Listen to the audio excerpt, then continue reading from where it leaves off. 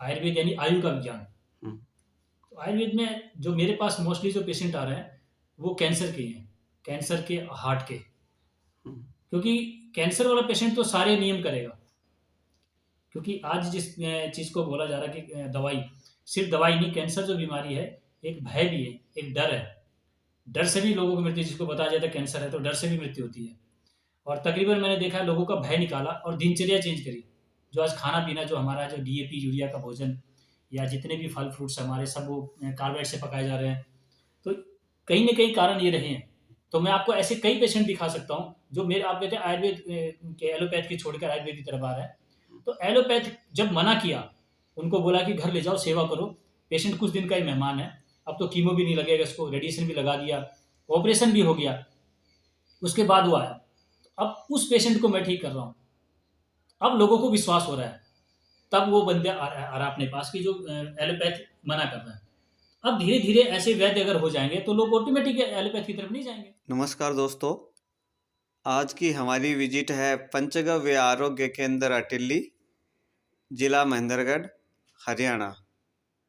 और डॉक्टर दीपक शर्मा जी भाई राजीव दीक्षित जी से बहुत ही प्रभावित हैं और गाय के पांचों गव्यों से चिकित्सा करते हैं। यहाँ पर दूसरे राज्यों से भी मरीज अपना इलाज कराने के लिए आते हैं। तो आइए जानते हैं डॉक्टर साहब से। नमस्कार सर। नमस्कार जी। नमस्कार। सर अपने बारे में बताइए। अ, मेरा नाम दीपक शर्मा है। अ, मेरा निवास हटेली मंडी, वार्ड नंबर 2। और आयुर्वेद के जो विषय में मेरे को जानकारी मिली, अ, आज से 9 साल पहले की बात थी, जब मैं बीमार हुआ था। और बीमार होने के बाद जो मैं ठीक हुआ, तो उसमें राजू दीक्षित का ही हाथ था। राजू दीक्षित तो 2010 में नहीं रहे थे, 2014 की बात थी जब मेरे को ये दिक्कत हुई थी। तो मैं जब मेरे को ट्यूबरकुलोसिस हुआ, तो दोनों लंग्स मेरे गल गए थे। तो सिर्फ राजू दीक्षित के द्वारा सिटी में जो बताया था कि ट्यूबरकुलोसिस के अंदर गौमूत्र पीने से ठीक हो जाते हैं। क्रोनिक से क्रोनिक अगर डिजीज़ हो, टीबी की, तो ठीक हो जाती है। तो उस समय मैं सिर्फ गौमूत्र पी के ठीक हुआ था। फिर मैं आयुर्वेद में आज आपके सामने जो लोगों को ठीक कर रहा हूँ। आपने आयुर्वेद के बारे में जानकारी कहाँ से ली? जब मैं इस गौमूत्र पीने के बाद जब ठीक हुआ राजीव दीक्षित के विचार सुनकर, फिर मैंने इसके बारे में पता किया। तो उस समय निरंजन वर्मा जी का जिक्र आया कि निरंजन वर्मा जी राजीव दीक्षित के साथ थे, तो वो इस आयुर्वेद का कोर्स करवा रहे हैं। तो फिर मैं फरीदाबाद में जो राजीव दीक्षित के ग्रुप से ही थे वीरेंद्र जी, तो वो फरीदाबाद में कोर्स करवाया। 4 क्लास चली मेरी, और लास्ट क्लास मेरी चेन्नई हुई थी। तो चेन्नई में मैंने कोर्स किया था आयुर्वेद का, जी। पंचगव्य। हुँ। तो आप आयुर्वेद का जैसे कि इलाज कर रहे हो अभी, तो ये कब से शुरू किया फिर आपने? आयुर्वेद का इलाज मैं इसको हो गया मेरे को 2 साल। अच्छा। 2 साल से, क्योंकि फिर मैं क्लास हुए, उसके बाद कोई जैसे-जैसे पेशेंट आए, ठीक हुए। हाँ, हाँ। सबसे पहला पेशेंट मेरे पास आया था जिसको जीभ में कैंसर हुई थी, हुँ, हुँ, टंग में कैंसर थी। हुँ, तो उनके पास पैसे नहीं थे ऑपरेशन कराने के।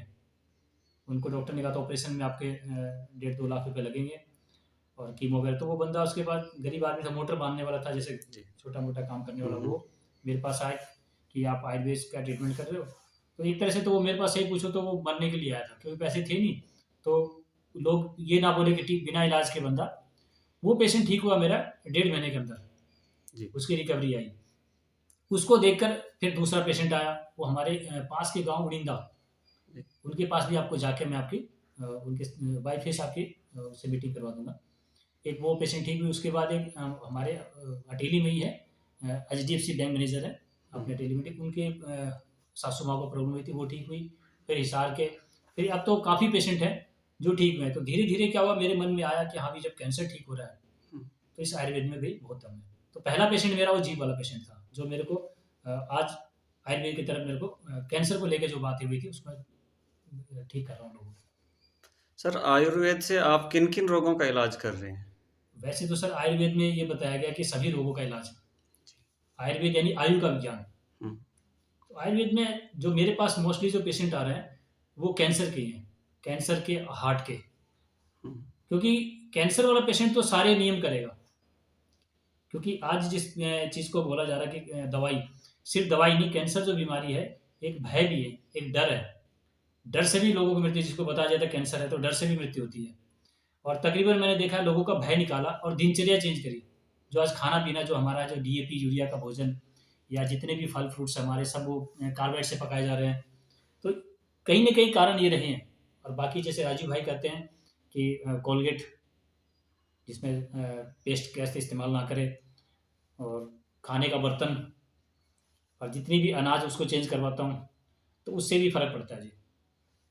सर जैसे कि बड़ी बड़ी हॉस्पिटल हैं, हुँ, उनमें जाते हैं कोई मरीज और काफ़ी सारा पैसा भी लगता है, हुँ। और उसके बाद में वो आयुर्वेद की तरफ आते हैं।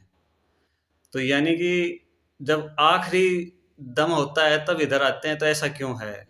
मतलब शुरुआत में क्यों नहीं आते हैं लोग? बताओ जी, इसमें कहीं न कारण रहा है आयुर्वेद का भी। जी। आयुर्वेदिक डॉक्टर ये प्रमाण करके तो दिखाए कि हाँ, भी मैं एलोपैथ के बराबर में काम कर रहा हूँ। तो पहले भी मैंने देखा कि कई बार मेरे पास पेशेंट आए जिन्होंने आयुर्वेद से ट्रीटमेंट लिया। बोले सर हम तो पहले आयुर्वेद में भी गए थे, लेकिन ठीक ना हुए, तब फिर मैं एलोपैथ में गए। तो उसमें यही रहा कि उनको ऐसा कोई भी वैद्य या ऐसा कोई निपुण व्यक्ति नहीं मिला, तभी एलोपैथ की तरफ गए। हम अगर आज लोगों के सामने ये करके दिखा, आज मैं जैसे आपको बातें बता दी, हुँ, लेकिन मैं उसको सिद्ध करके तो दिखाऊँ। हुँ, तो मैं आपको ऐसे कई पेशेंट दिखा सकता हूँ, जो मेरे आप कहते हैं आयुर्वेद के एलोपैथ की छोड़कर आयुर्वेद की तरफ आ रहा है। तो एलोपैथ जब मना किया, उनको बोला कि घर ले जाओ, सेवा करो, पेशेंट कुछ दिन का ही मेहमान है, अब तो कीमो भी नहीं लगेगा इसको, रेडिएशन भी लगा दिया, ऑपरेशन भी हो गया, उसके बाद वो आया। अब उस पेशेंट को मैं ठीक कर रहा हूँ, अब लोगों को विश्वास हो रहा है, तब वो बंदे आ रहा अपने पास कि जो एलोपैथ मना कर रहा है। अब धीरे-धीरे ऐसे वैद्य अगर हो जाएँगे, तो लोग ऑटोमेटिक एलोपैथ की तरफ नहीं जाएँगे। तो सर आयुर्वेदिक जो दवाइयाँ बनाते हो आप, हुँ। तो उसमें क्या-क्या शामिल होता है? सबसे पहला तो मैं बताता हूँ, जैसे मैंने आपको बताया कि मैंने राजीव दीक्षित की सीडी को सुनने के बाद सिर्फ़ गौमूत्र पिया। जी। सिर्फ़ जब मेरे दोनों लंग्स गल गए थे और 80% से ज़्यादा लंग्स गल गए थे। इसी वज़ह से मेरे को डॉक्टर ने कहा था कि आपको 1.5 महीने बाद डेथ है। इधर जैसे पानी भर गया मेरा, फ्लूइड बन गया, तो मैं उसको निकलवा के आया। 3 से 4 दिन के बाद फिर फ्लूइड बन गया। तो इधर तो ठीक हुआ भी नहीं और इधर भी बनने लगा। तो डॉक्टर ने कहा कि भई जो एंटीबायोटिक आपको काम नहीं कर रही है, तो इसी तरह अगर आपका फ्लूइड बनता रहा तो आपको 1.5 महीने बाद आपकी डेथ है। तो जब मैं 2 महीने के बाद डॉक्टर के पास गया, तो डॉक्टर ने ही पूछा कि सही बता तुम, जैसे मेरे को डॉट लेते हैं, टीबी के लिए डॉट चलती है। डॉट लेने के बाद तो बहुत बुरा हाल हो जाता था। जी। 2 महीने के बाद जब डॉक्टर साहब के पास गया तो डॉक्टर को ये अचंभा हुआ कि मेरी जो ग्रोथिंग देखी उन्होंने, कि चेहरे से भी ठीक है, और जैसे मैं खुद चल के गया था, जून-जुलाई का समय था, तो उन्होंने बोला इतनी गर्मी में तुम्हारे साथ और कोई आया? मैंने नहीं जी। गाड़ी से आया? मैंने नहीं जी। तो फिर मैंने पैदल चल के आया। तो फिर उन्होंने पूछा कि भई मेरी डॉट के अलावा और भी कुछ ले रहा है? तो उस समय तो मैं डर गया, मतलब जो गौमूत्र बोलूँगा तो डॉक्टर साहब हो सकता है कि दवाई के लिए मना भी कर दें। तो मैंने उनको बोला नहीं जी, मैं तो जो आप दवाई दे रहे हो ना वही ले रहा हूँ मैं। बार-बार पूछने पर जब मैंने उनको बताया कि नहीं जी, मैं ऐसे-ऐसे राजीव दीक्षित की सीडी सुना और उन्होंने गौमूत्र के बारे में बताया, तो मैं गौमूत्र ले रहा हूँ। तो डॉक्टर साहब खड़े होके मेरे को बोले वेरी गुड। उस दिन जो उन्होंने वेरी गुड बोला, वही मेरे को आयुर्वेद की तरफ लेके भी गया था। तो आज मैं दवाई के मामले में बता दूँ, मैं जितने भी पेशेंट आते हैं, तो सबसे पहले उनको एक ही बात बोलता हूँ, अगर आपके घर में गौ माता है, तो मैं आपका ट्रीटमेंट कर सकता हूँ। कई लोग कहते हैं जी हम फ्लैट में रहते हैं, हम कहाँ गौ माता रख पाएँगे? तो फिर मैं उसको बोलता हूँ गौशाला में जाकर एक गऊ और एक नंदी, उसका खर्चा आपको करना पड़ेगा। क्योंकि आज बिना गौमूत्र के बंदा कोई ठीक नहीं हो पाएगा। ये बात मैं सभी पेशेंट को बोलता हूँ कि गौमूत्र तो आपके जीवन में बहुत ज़रूरी है। और ठीक होने के बाद भी, जैसे आज तक मैं गौमूत्र पी रहा हूँ, मेरे को 9 साल हो गया, अब तक मैं गौमूत्र नहीं छोड़ा मैंने, डेली पीता हूँ मैं, और सीधा गाय से। अब जो गौमूत्र के नाम से बाजार में पैकिंग करके लोग दिया जा रहा है, वो प्लास्टिक के बोतल में है, वो कोई गौमूत्र नहीं है। और प्लास्टिक के बोतल में तो पानी भी खराब हो जाता है, तो गौमूत्र कैसे बिक रहा है? तो मैं इस बारे में कोई कमेंट नहीं करूंगा, एक ही बात कहूंगा, सीधा गौ माता से गौमूत्र पीना है। और उसके नियम आप आपको बता दूंगा, क्या क्या नियम का पालन करना पड़ता है गौमूत्र लेने के लिए, सीधा गौ माता से। सर ये हॉस्टल में जाते हैं, अंग्रेजी दवाई लेते हैं, कीमो करवाते हैं और ऑपरेशन भी करवाते हैं। उसके मुकाबले में आयुर्वेद में कितना खर्चा है? आयुर्वेद में खर्चों को लेकर बात बताता हूँ जी। जैसे पहले हम धनिया पत्ती खाते थे तो उसमें खुशबू होती थी। जी। और धनिया पत्ती थायराइड की सबसे अच्छी दवाई थी, जब उसमें खुशबू थी। आप धनिया पत्ती देख लो आज उसमें खुशबू नहीं है। तो जिस आयुर्वेद को हम दम भरते थे कि आज आयुर्वेद से हम सबको ठीक कर सकते हैं, इन लोगों ने सबको हाइब्रिड कर दिया। अब खुशबू कहाँ गई? धनिया में खुशबू कहाँ गई? गुलाब में खुशबू कहाँ गई? तो हाइब्रिड कर दिया गया। तो हमारे आयुर्वेद को खत्म करने के लिए बहुत बड़ा षड्यंत्र रचा गया है। तो हमने क्या किया, उसमें उसका फॉर्मुलेशन को चेंज किया है। तो अभी जो पंचगव्य है, गौ माता का गौमूत्र, गोबर, दूध, दही, छाछ, मक्खन, इसके अलावा जो अपने है भस्म, सोन भस्म, लौ भस्म, सिंह भस्म, इसका इस्तेमाल किया। थोड़ी कॉस्ट उसकी बढ़ जाती है, तो इतनी भी नहीं बढ़ती है कि उसको लूटने वाला काम हो। तो आज मेरे पास जो पेशेंट आ रहे हैं, जिनको सबने मना कर दिया कि घर ले जाओ सेवा करो, उसको 20 दिन की रिकवरी है। मेरे सभी पेशेंट की 20 दिन की रिकवरी है। 20 दिन में उसको आराम मिलता है, तभी मैं आगे दवाई देता हूँ। तो मैं आपको बहुत सारे पेशेंट आपको इसमें दिखा सकता हूँ जिसकी 20-20 दिन की रिकवरी रही। अब वो बिल्कुल ठीक भी है। 3-3 महीने में दवाई बंद हुई है लोगों की। और कई लोग हैं जिसकी ज़्यादा दिक्कत थी, उसको साल भर भी लगा है। तो पेशेंट टू पेशेंट डिपेंड करता है। और रहा कॉस्ट को, तो इतना कॉस्ट नहीं है। मेरी जो दवाइयाँ हैं, जैसे वो 5 से 7 हज़ार के बीच में समथिंग आती है। अब किसी को ज़्यादा प्रॉब्लम है तो थोड़ा आगे पीछे भी हो सकते हैं, नीचे भी हो जाती है और आगे भी होती है।